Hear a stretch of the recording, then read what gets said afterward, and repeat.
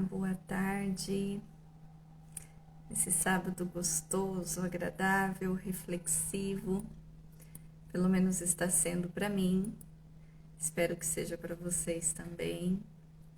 Nessa nossa semana, nessa jornada de despertar de consciência, com reflexão, com lives, oportunizando essa data tão especial, né? Que é o período da Páscoa, da passagem de Jesus do processo carnal para o espiritual e toda a experiência enriquecedora que nos convida ao autoconhecimento, à transformação daquilo que somos, daquilo que a gente sente, daquilo que a gente pensa, elevação de todas as formas, usando toda essa caminhada como referência para todos nós, né?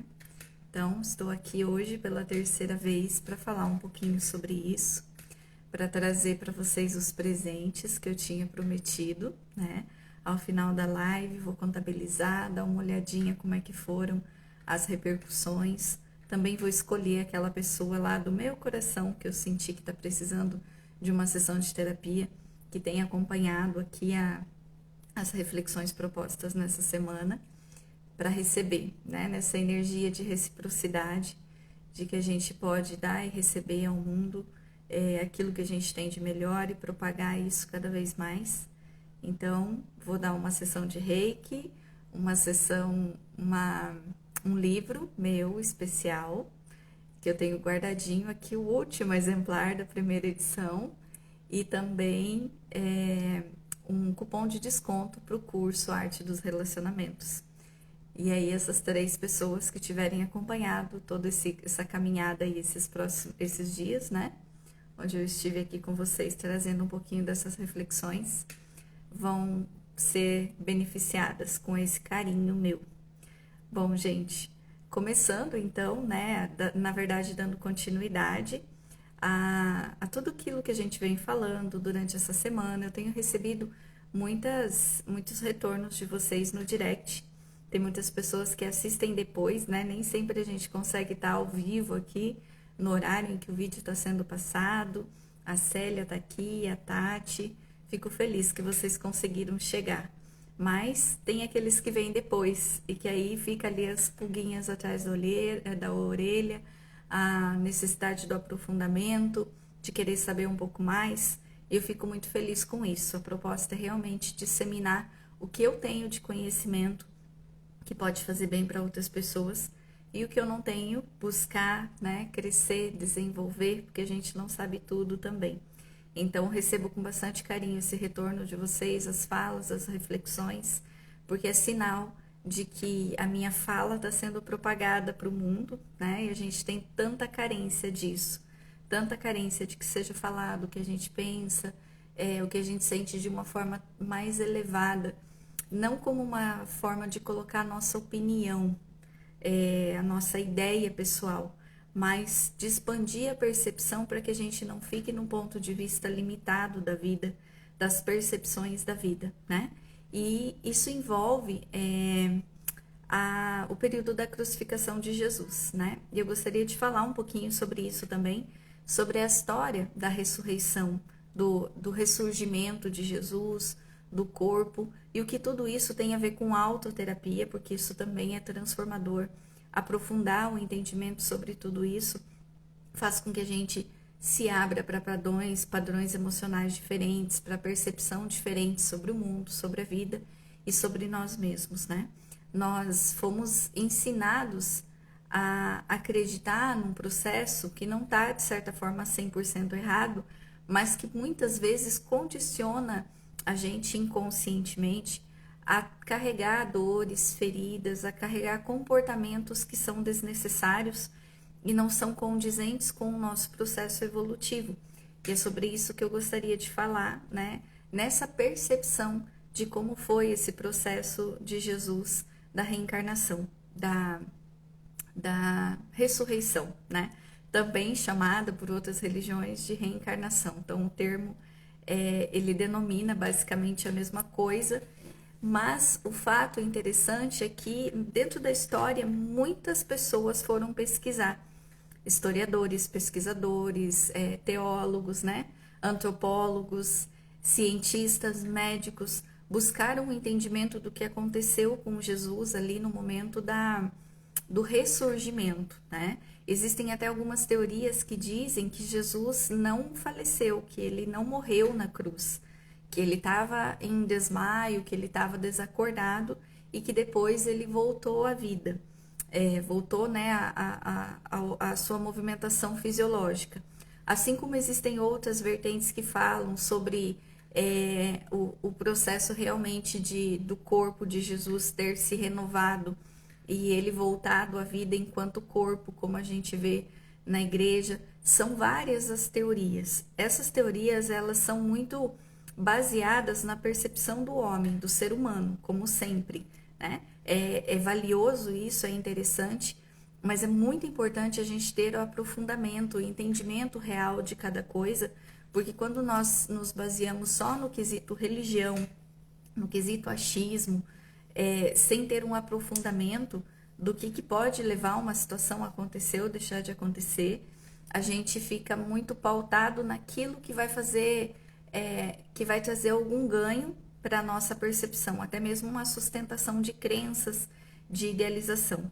Então eu sugiro, quem quiser conhecer um pouquinho mais, oi Michele, oi Adriana, oi Laís, tudo bem? Gente, que legal ter vocês aqui. Estou fazendo com bastante carinho essas reflexões de hoje, já esse pós-período aí da crucificação de Jesus, né, onde a gente oportunizou ontem a data para ficar um pouco mais reflexivo, introspectivo, não que precise só desse momento, mas tudo na nossa vida envolve a simbologia.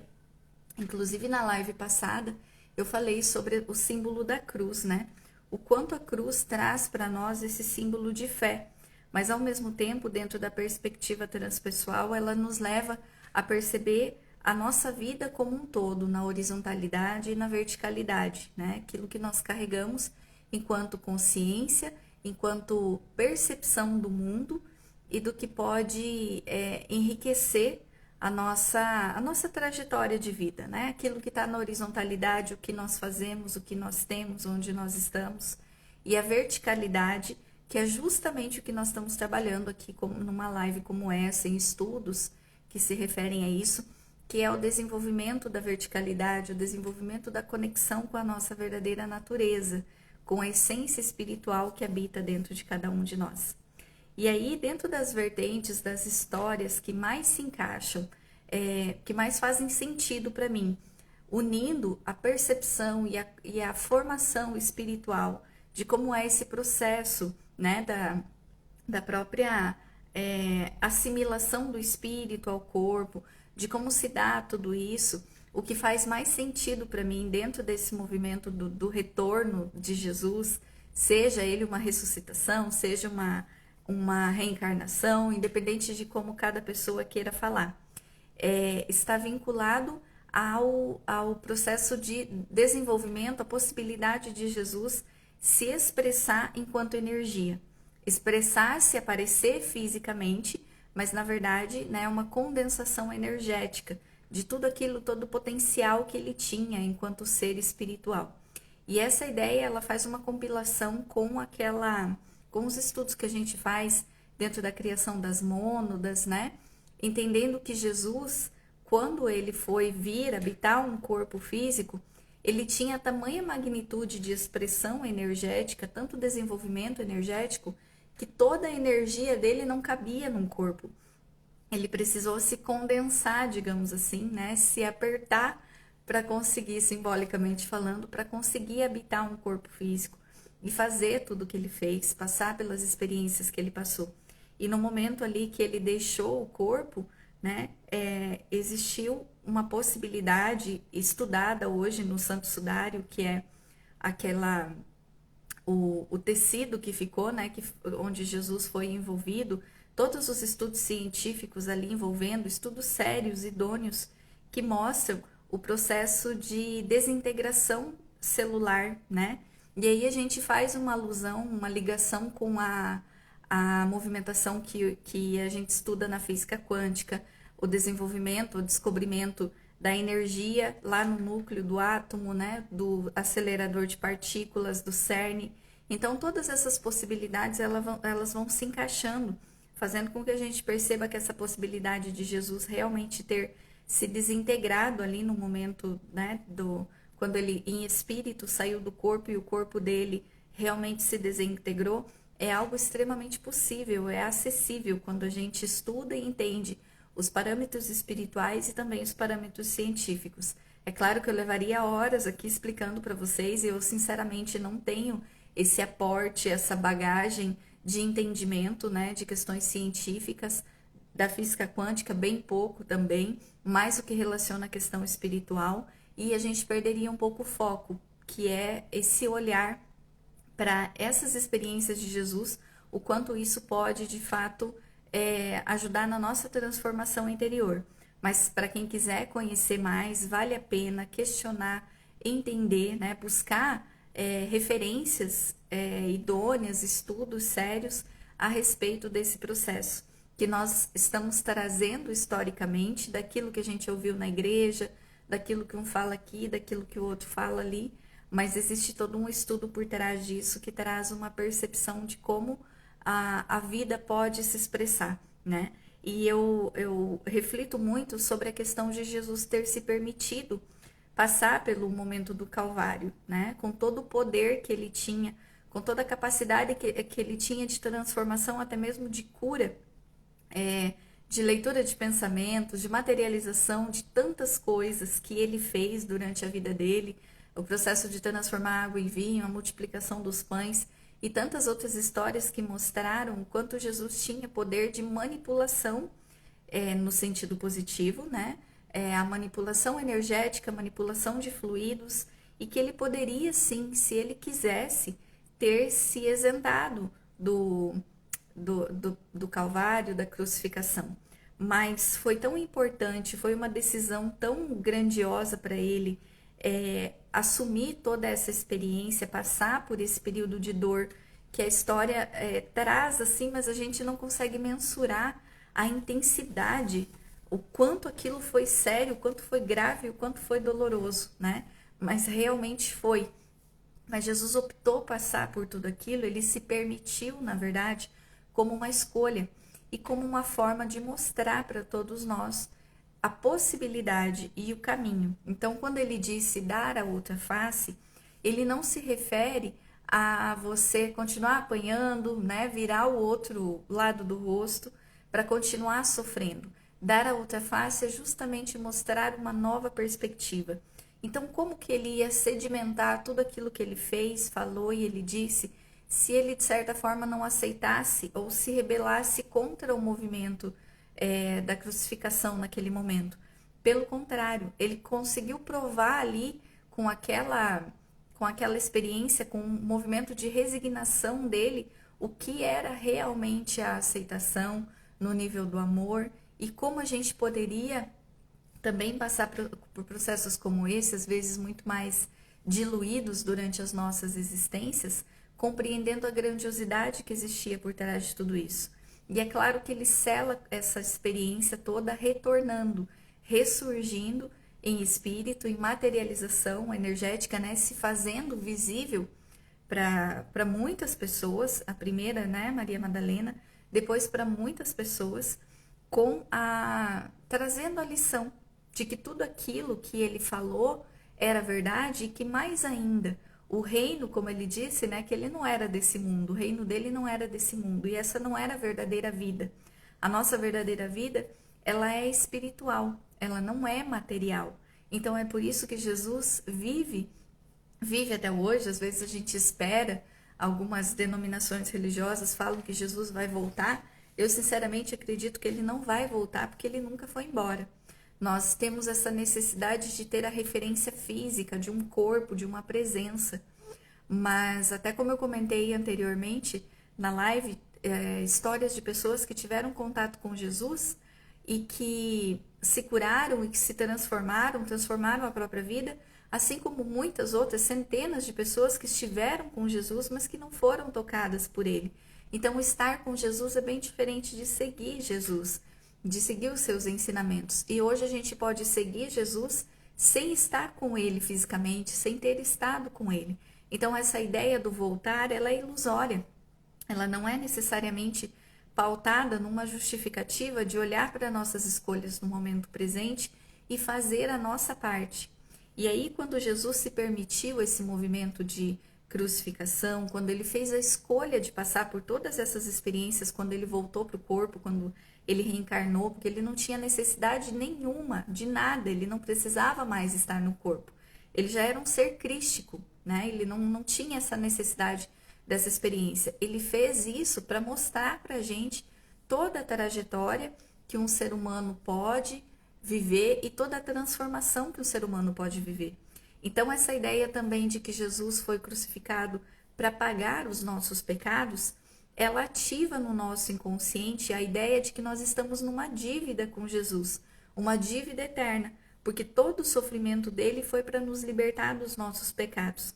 Mas, em contrapartida, nós continuamos fazendo os mesmos pecados, né? Coisas, às vezes, até piores do que acontecia na época de Jesus, porque quanto mais consciência, quanto mais discernimento nós temos, mais nos é cobrado também pelas nossas escolhas. Então, aquele momento ali da libertação de Jesus é uma libertação simbólica e não direta, não do fato de que nós já estamos libertos porque Jesus pagou a nossa dívida. Pelo contrário, ele nos mostrou como é o caminho para fazer isso, a possibilidade, o poder que nós temos.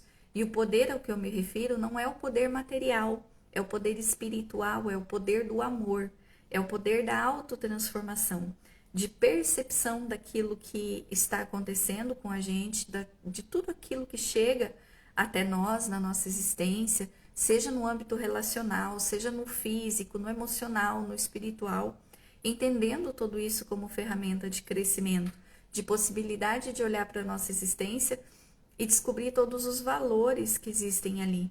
Então, a libertação dos pecados, o que é pecado, na verdade, né? Se a gente entende a etimologia, o sentido de pecado, nós já podemos trazer essa referência para a nossa vida do que Jesus quis nos propor.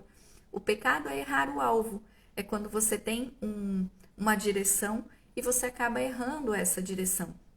Quantos de nós estamos hoje em pecado no sentido de que nós estamos errando o alvo do propósito da nossa vida? A gente está vivendo sem o entendimento, sem o propósito, sem a razão do porquê.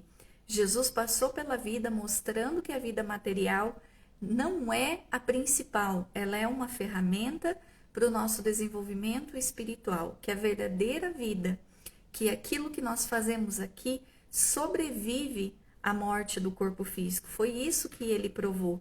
E quando nós não olhamos para isso, a gente está em pecado inconsciente. E fazendo uma alusão, uma relação com esse movimento de dívida que nós temos com Jesus, nesse comportamento de dever a Ele por Ele ter pagado os nossos pecados na cruz, talvez isso não seja consciente, talvez alguém aqui tenha agora, a partir dessa fala, ter tido essa percepção, mas é uma crença que nós trazemos inconsciente em todo o nosso sistema cultural, religioso, que faz com que a gente se afaste do nosso verdadeiro potencial, do poder de assumir a responsabilidade sobre a nossa vida. Porque indiretamente, como Jesus já pagou pelos nossos pecados, a gente não precisa se preocupar com isso. E ao mesmo tempo nós temos uma dívida eterna com Ele e precisamos fazer abstinência, precisamos, fazer sacrifícios. Mas não é nada disso que Jesus pede, não é isso que Ele quer. Não foi exatamente isso que Ele quis dizer. Nós não temos dívida nenhuma. A dívida que nós temos é com a nossa própria consciência, é de olhar para as nossas escolhas e fazer a diferença diante da vida, diante daquilo que a gente vive, daquilo que a gente sente, né? Justamente porque a libertação dos pecados é as escolhas que nós fazemos de assumir um caminho, uma trajetória diferente na nossa vida e começar a buscar a proposta de acertar o alvo, né? Sair do movimento de errar o alvo, de usar a vida de uma forma totalmente inequívoca, como grande parte de nós faz, para conseguir fazer essa trajetória de assertividade no sentido de perceber o que nós estamos fazendo aqui. Qual o sentido da minha vida, qual é o propósito de tudo isso, né? E foram as pequenas experiências, os pequenos momentos de Jesus sedimentados ali no momento da crucificação e depois do retorno dele enquanto espírito, enquanto energia, para mostrar que a verdadeira vida era aquela, né? Que ele superou, que ele venceu o mundo através do amor, que ele venceu o mundo através das escolhas, do movimento de dar realmente a outra face. E nós vamos aprendendo tudo isso, linkando com as experiências que a gente vive, o nosso processo de transformação interior no conhecimento de nós mesmos, né? E aí uma das referências que eu gostaria de compartilhar com vocês hoje é a história de Judas, né? Judas teve um papel fundamental em toda essa trajetória de Jesus, naquilo que nós conhecemos religiosamente hoje. Inclusive tem até aquele hábito, eu não sei bem, nunca pratiquei, mas já ouvi falar de longe, de malhar Judas, né? No sentido de que a gente já usa como referência quando uma pessoa é traidora, de chamar ela de Judas. Então tem toda essa história, essa carga de punição ao comportamento de Judas relacionado ao que ele fez a Jesus. E é muito, muito, muito interessante conhecer os bastidores da vida, da experiência, inclusive da percepção de Jesus em relação a Judas, sabendo, conhecendo, tendo todo o entendimento, porque Jesus conseguia ler a alma das pessoas, ele sabia o que cada um estava sentindo, o que fazia. Então, ele em nenhum momento ele foi enganado por Judas. Jesus sabia o que estava acontecendo, mas ele teve ali uma permissão, ele se permitiu a experiência e ele permitiu também que Judas fizesse as escolhas dele. Mas a história conta que Judas, ele era como se fosse o contador da turma ali, né? Era ele que guardava o dinheiro, era ele que fazia toda a contabilidade, que organizava os gastos, porque eles também tinham gastos, né? Então, quando recebiam algumas doações, quando era organizado alguma coisa dessa forma, quem fazia toda essa contabilização era Judas. E ele era um seguidor de Jesus, ele acreditava em Jesus, ele tinha a convicção em relação ao que Jesus fazia ou falava. Mas o fato é que Judas vivia numa espécie de auto-engano. Ele se permitia se envolver pelas questões materiais, pelos prazeres mundanos ainda, e de fato ele não sentia aquela questão crística de Jesus e ainda não tinha assimilado aquela ideia da vida após a morte, né, da nossa verdadeira casa, do verdadeiro propósito da vida, mas ele acreditava tanto, tanto, tanto em Jesus que ele confiou que se ele entregasse, Jesus conseguiria fazer uma grande revolução e assumir o poder. Então, ele tinha uma intenção positiva, positiva no sentido do que vibrava no coração dele, porém ele estava num movimento de ilusão, né? Um movimento de auto-engano em relação à vida. Movimento que muitos de nós vivemos quando a gente pega as questões espirituais como forma de crescimento material, né? Quando nós utilizamos, por exemplo, da igreja ou da religião para ir lá pedir perdão dos nossos pecados, adorar a Deus, fazer a nossa parte lá, como uma forma de garantir que a gente tenha uma vida segura, que a gente esteja liberto dos nossos pecados, que a gente vai estar arranjando ali um lugarzinho no céu, né? Um terreninho no céu pra gente. Então, de certa forma, não deliberadamente, mas nós agimos, grande parte de nós age como Judas, utilizando dessa referência espiritual, da referência do desenvolvimento moral, né, do exemplo moral, como uma barganha, digamos assim. E foi isso que Judas fez. Ele não tinha a intenção deliberada de trair Jesus, de colocar Jesus na prisão, e muito menos ele esperava que Jesus morresse. Ele achou, né, até por troca de dinheiro, porque ele recebeu um dinheiro por ter entregue Jesus, que Jesus ia conseguir sair, que ele ia conseguir se livrar daquele sofrimento. Mas não foi o que aconteceu. E não foi porque Jesus não podia. Ele podia sim, mas ele fez a escolha, como eu comentei anteriormente, de mostrar, de ir até o final, de, né, fazer valer tudo que ele falou, tudo que ele fez, todo o movimento dele em relação à vida. E Judas, naquele momento, depois de ver que Jesus não ia se livrar do problema que ele tinha colocado, né, ele acaba por se suicidar. Ele entrou numa culpa tão grande, num sentimento tão profundo de autopunição, né, porque ele não tinha mensurado antes de tudo acontecer essa possibilidade, não passou pela cabeça de Judas a possibilidade de que Jesus seria preso, que não ia sair da prisão e que que ele seria crucificado daquela forma. Inclusive, é interessante estudar um pouco os fatos históricos, né? Quando Pilatos pede para que Jesus seja açoitado, geralmente essas pessoas, o que acontecia na época era levar 10, 15 chibatadas. E Pilatos pediu para que Jesus levasse 40 chibatadas.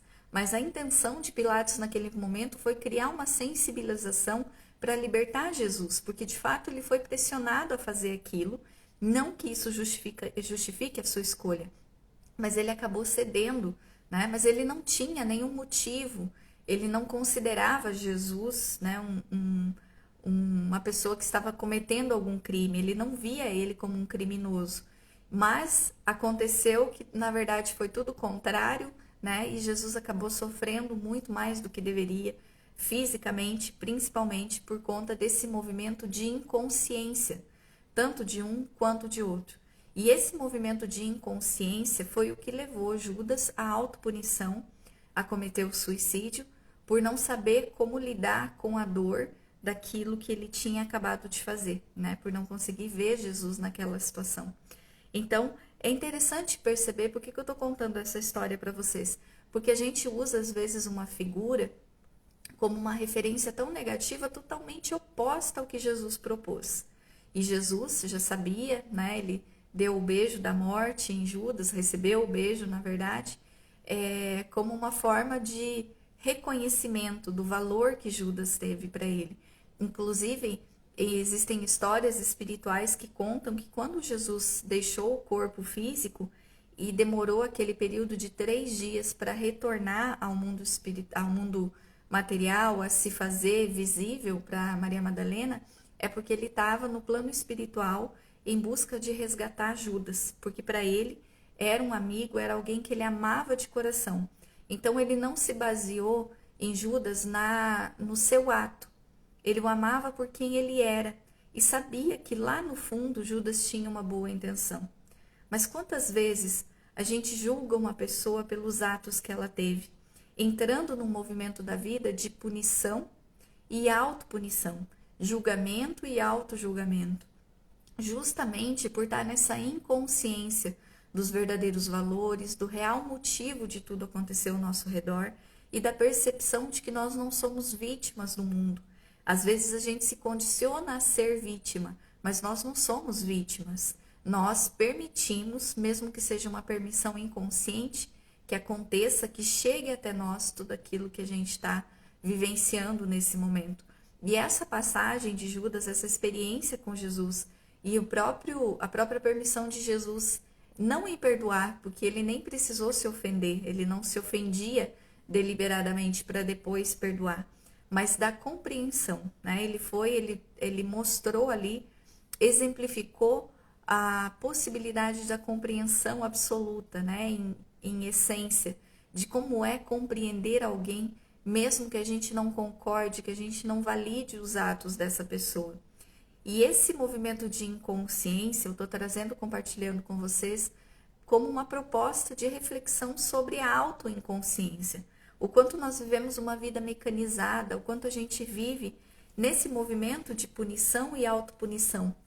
Essa punição que já está intrínseca no ser, naquele ser que não percebe, que não reconhece o seu valor e acha que a vida é a dificuldade, que é a miséria, que é a dor, que é a doença, que é o sofrimento, que são as percas, né, em determinados setores da nossa vida. E aí acaba por criar essa realidade. E se nós olharmos para a condição humana no momento atual, grande parte, eu acho que, para não dizer unanimamente, todos nós estamos em sofrimento. em graus diferentes, em situações diferentes. E por que que isso está acontecendo?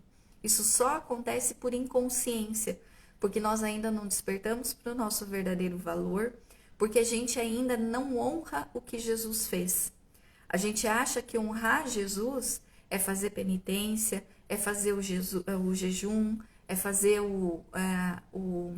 a oração do terço, né? Enfim, é essa percepção de questões externas, dessa adoração, né?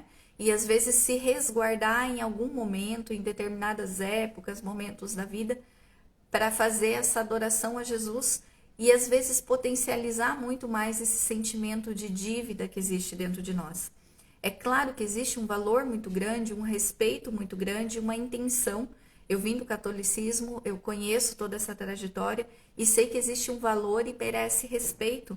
Esse processo de adoração, de silenciar, de respeitar, assim como quando morre alguém que a gente ama, que a gente gosta, a gente entra em luto, né? A gente se resguarda, a gente vive aquela dor, aquela perca. Mas de fato não é isso que Jesus espera de nós. Não pelo menos nos 364 outros dias da nossa vida, mas que a gente possa utilizar tudo que ele fez para perceber o que nós também podemos fazer enquanto humanidade, enquanto membro de uma sociedade, enquanto membro de uma família, enquanto membro da minha própria personalidade, enquanto saber quem eu sou, né? O que eu posso fazer de bom internamente e o quanto eu posso me transformar. Honrar Jesus é muito mais buscar repetir os seus atos no sentido de manifestar o amor que já existe dentro de nós, do que necessariamente nos vincular a um jejum, uma abstinência ou até mesmo, né, algum sacrifício, um pagamento de algum sacrifício. Nada disso, de fato, faz com que a gente se conecte com essa proposta de autotransformação. Isso são, na verdade, né, instrumentos que fazem com que a gente traga essa ideia de autoflagelação como forma de pagar para Jesus aquilo que ele fez por nós, toda a libertação que ele nos trouxe. Então, esse poder que Jesus nos mostra não é o poder material, é o poder espiritual, é o que transcende toda essa percepção do nosso corpo, da nossa vida, né? E todos nós, em algum momento, temos algo para perdoar, seja de nós mesmos ou seja de outras pessoas, não é verdade? E aí, nesse movimento de inconsciência disso, nós estamos numa punição interna e na punição do externo também. Quando a gente vive punindo uma sociedade, a gente vive punindo uma cultura, a gente pune gêneros, escolhas sociais, culturais, religiosas, políticas. Esse movimento de punição nada mais é do que a expressão dessa falta de autoencontro, dessa falta de autopercepção e de reconhecimento. Um dos fatores que Jesus mais trouxe como exemplo para nós, né? Esse desenvolvimento da humildade, o reconhecimento e a aceitação dos outros como eles são. Mas vejam, gente, que a aceitação não é acomodação. São coisas totalmente diferentes. Apesar de Jesus aceitar as escolhas de outras pessoas, ele nunca foi passivo diante da vida, né? Ele teve histórias, inclusive aquela história lá dos ventilhões do templo, quando ele chega quebrando tudo e ele é um pouco enérgico na forma como ele fala, ele mostra ali aquele movimento dele de inaceitação, de indignação, discordância com o que as pessoas faziam. Então não é uma questão de baixar a orelha, de tá bom, vamos aceitar, porque a vida é assim, porque os políticos são assim, porque as pessoas são assim, porque o meu vizinho, meu marido, né, porque o meu trabalho me traz isso. Não é exatamente isso. Mas ao mesmo tempo que a gente pode desenvolver a pacificação, que é o olhar com paz para o mundo, a gente também pode manter um movimento de proatividade, fazendo na nossa vida aquilo que nós temos capacidade, que nós temos poder de alcance de fazer. E essa é uma grande questão. É o que muitas vezes falta em nós. Nós entramos nesse movimento de revolta, de indignação, frente ao que os outros fazem, mas numa postura de vítima. eu apenas condeno, critico, julgo, aponto o dedo para o que o outro faz, mas quais as medidas que eu estou tomando, que eu estou fazendo para contribuir positivamente ou até mesmo para deixar de contribuir negativamente para aquilo que está acontecendo no mundo. Então, essa inconsciência, né, essa ilusão de que a gente não tem esse poder de atuação é o que causa todo o atraso moral, o atraso no desenvolvimento humano em todos os aspectos da nossa vida, porque nós não nos colocamos com responsabilidade, não nos colocamos responsáveis dentro daquilo que nós temos para fazer, da forma como nós podemos agir. Isso individualmente e em coletividade também. É uma percepção que nós vamos criando a partir desse tipo de conhecimento, né? E isso começa pelo movimento do auto-perdão também, e do perdão ao outro, o perdão à sociedade, o perdão às pessoas, o perdão à cultura. Sabe como é muito interessante, eu percebo muito assim nas pessoas que eu trabalho em terapia, o quanto o movimento, às vezes, de punição à sociedade, ele vem de um sentimento de autopunição. Muitas vezes a pessoa não sabe lidar com a sua sensação de indignidade, com o seu desvalor, com o fato dela não se reconhecer uma pessoa boa, dela não reconhecer o próprio valor diante da vida. Então a forma dela fazer esse movimento é transferir essa responsabilidade, mascarando isso com um sentimento de vitimização e colocando essa percepção no mundo, nas pessoas, na sociedade, como se a culpa fosse do outro. E aí, às vezes, a gente tem esse movimento de punir, até mesmo de roubar, de não se preocupar com o outro, porque eu como vítima de uma sociedade, eu preciso atender os meus anseios primeiro. Esse movimento é totalmente inconsciente, ele acontece o tempo todo. As pessoas que estão na corrupção, não só no meio político, mas em todos os meios existe corrupção. O que é a corrupção? É o coração rompido, um coração partido. Quando a gente deixa de agir pelo amor, pela consciência da compaixão, que é o totalmente contrário, é o sentido positivo da corrupção, a gente se coloca em movimentação corrupta. Então, todas as vezes que eu tiro o direito de alguém ser como ele é, todas as vezes que eu me magoo, todas as vezes que eu tiro do outro o que é dele e trago para mim, não sendo meu de verdade, eu estou num movimento corrupto. Toda discussão que a gente tem, o ataque que nós fazemos em todos os sentidos é um movimento de corrupção, né? Onde a gente rompe com as energias amorosas, com a energia do coração e, naturalmente, não existe ali o sentimento de compaixão, né? Que é agir com o amor, envolvendo tudo, envolvendo todas as pessoas ao seu redor. E isso tudo é um processo inconsciente, como eu já disse, né? A gente vem se habituando a agir dessa forma, sem acreditar ou sem olhar para o nosso verdadeiro potencial. E essas datas, essas comemorações, né, esses momentos, eles são muito importantes, não só porque a gente criou um vínculo cultural com isso, até mesmo, né, econômico, mas também porque nos convidam a uma grande reflexão. É como a data do nosso aniversário, é como o Natal, como a Páscoa, como o Dia das Mães, o Dia dos Pais. São datas que oportunizam que a gente crie ali um start, um momento de despertar, né? E pelo menos naquele momento a gente comece a fazer a diferença dentro de nós, na nossa percepção. Então foi essa a proposta desses últimos dias aqui onde eu estive compartilhando com vocês esse movimento de renascer dentro de uma mesma vida. O que é renascer dentro de uma mesma vida? É quando a gente deixa de lado aquela ideia pré-concebida de tudo que eu carrego em relação à autopercepção e à percepção do mundo e começo de fato a me perguntar: isso tudo é real? Eu preciso carregar tudo isso, todas essas crenças, toda essa dor? Eu nasci para isso realmente? A vida é só isso? É só essas experiências de dor, esse sofrimento?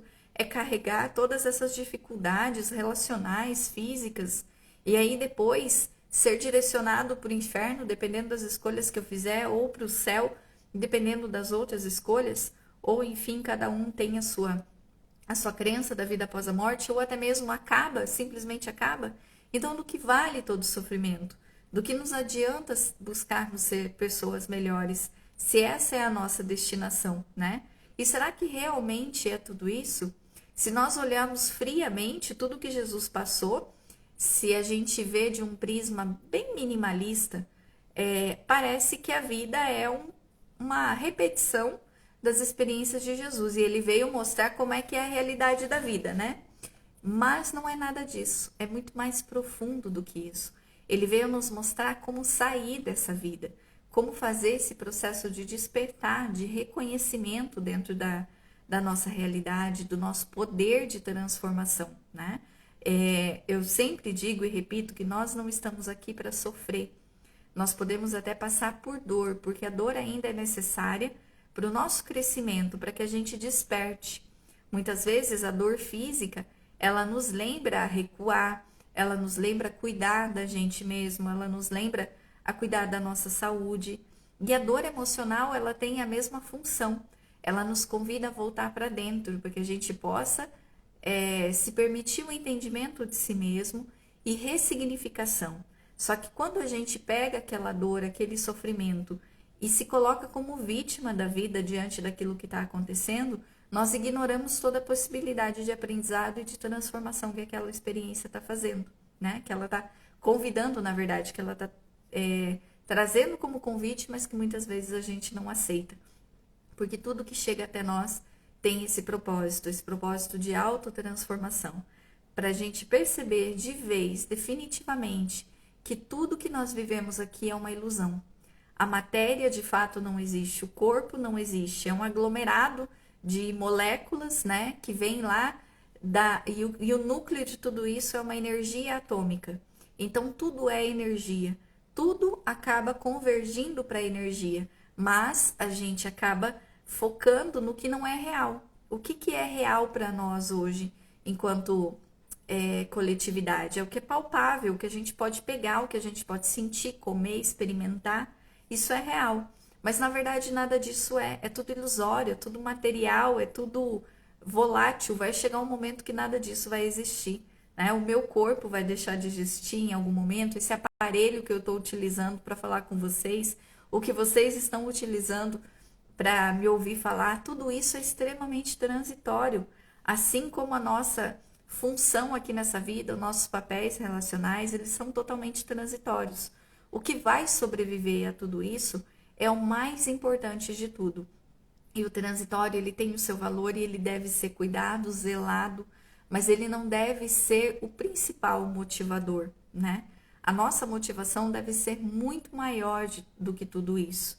E aí a gente passa a perceber o quanto nós damos importância negativa para pequenas coisas, né? Para pequenos acontecimentos, para pequenas dificuldades, para coisas que no âmbito espiritual, no âmbito essencial, elas são medíocres, né? Elas não contribuem em nada, pelo contrário, potencializam esse nosso movimento, essa nossa ideia de que nós somos vítimas da vida. Por isso que perdoar é reconhecer no outro também o potencial dele, assim como a gente se perdoar é reconhecer em nós o nosso potencial. E foi algo que Judas não teve a oportunidade, na verdade não se deu a oportunidade de fazer, né? Mesmo tendo uma boa intenção na sua ação, a direção dele não foi legal, foi equivocada e não trouxe, claro, benefícios. Mas Jesus permitiu que tudo isso acontecesse, até mesmo como forma da gente ter o acesso, o aprendizado a todas essas experiências que nos envolvem. E aí, gente, a gente vai caminhando para essa percepção, finalizando esse entendimento do renascimento, despertando para uma mesma vida no sentido de acordar. Quem eu sou, o que eu estou fazendo aqui, qual o propósito de tudo isso, por que de tudo que está acontecendo ao meu redor, começar a fazer questionamentos, percepções que tirem a gente de uma acomodação, né? De um movimento mecanizado da vida, simplesmente acordar, viver, fazer o que tem que ser feito, resolver problemas, pagar a conta, comer, sentir prazer, fugir de dor e assim sucessivamente. A vida é muito mais do que isso. E cabe a cada um individualmente buscar esse sentido, buscar esse propósito, essa elevação, essa percepção diferente de consciência, tá bem? As 3 lives ficaram gravadas, essa daqui é a última, vai ficar gravada, disponível aqui no Instagram e também no meu canal do YouTube, para quem quiser refletir mais desde o início. Retomo ali o carinho em relação às postagens de vocês, né? Vou cumprir com o meu prometido com os presentes. No final da live eu já vou entrar em contato com as pessoas ganhadoras para combinar a entrega, né, da sessão de Reiki e também do livro e também do bônus do curso, 90% de desconto. 95%, na verdade.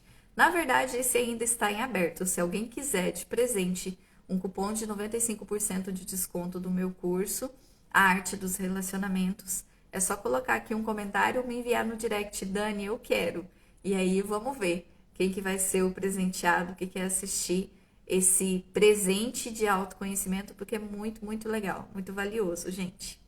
Bom, era isso, né? Uma live rapidinha hoje, até porque nós estamos aí já em pré-Páscoa, momento amanhã, né? De ressignificação, de oportunidade também de pensar em renascer, de nos proporcionar esse renascimento dentro de uma mesma existência, no sentido de despertar a nossa consciência para tudo que nós vivemos e que nós estamos fazendo.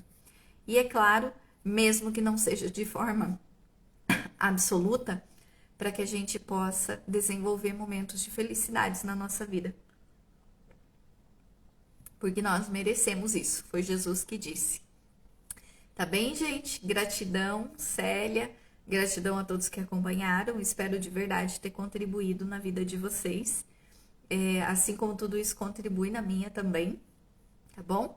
E a gente continua se vendo por aqui, vou continuar postando reflexões, entendimentos, aprofundamentos, e nós vamos cada vez mais se encontrando e tendo esse desenvolvimento de propósito, tá bem? Um abração para todos, uma feliz Páscoa com muitas possibilidades de ampliação de consciência, de reflexão, de discernimento, para que a gente possa de verdade encontrar esse caminho de transformação, tá?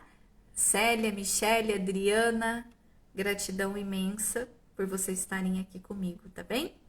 Um abraço, gente, fiquem com Deus e até mais.